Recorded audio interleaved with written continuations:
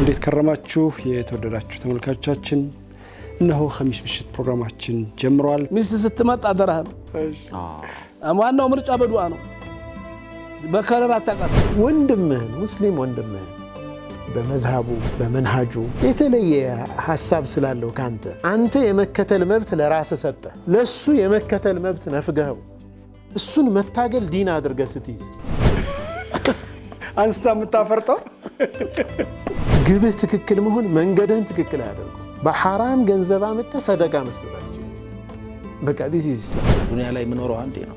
አንዴ የተሰጠኝን ህይወት ለመስጠት ሲሄድ የኔ ገፊ ምክንያት ዱንያ ነበር። እስከ 55 ያርጉታል። ምኑን?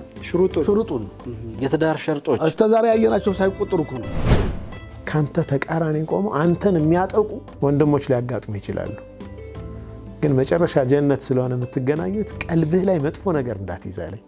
በልብስ የምትንቀባረሩ ሴቶች፣ ሰው ቤት ሄዳችሁ የሰው ዳር የምታፈርሱ አላገደዳችሁም ገብታችሁ። ስለዚህ ደህና እየኖሩ ያሉ ሰዎች ይሄን ያርግሽም እንዴ ይሄ ነው እንዴ ኑሮሽ ብላችሁ የሰው ኑሮ የምታጣቁሉ ሴቶች ዋላችሁ። እዚህ ውስጥ ምን ፈልገህ ነው? ሐቂቃ አላህ ተፈልጎበት ከሆነ እንዲህ አይነት ነገር እንድትሄድ አላህ አይፈቅድም። መንገዱንም ጭምር ነው የሚከለክል። ግን በረካ አይገባም መቼም። እንዴት ተብሎ ይገባል? ተማም ወተን እንመለስ ሼክ አንወጣም ብሎ ሁሴን እንቀጥል። والله ኸሚስ ምሽት ዕለተ ሐሙስ ምሽት ከ2 ሰዓት ጀምሮ በሚንበር ቲቪ ጠብቁ።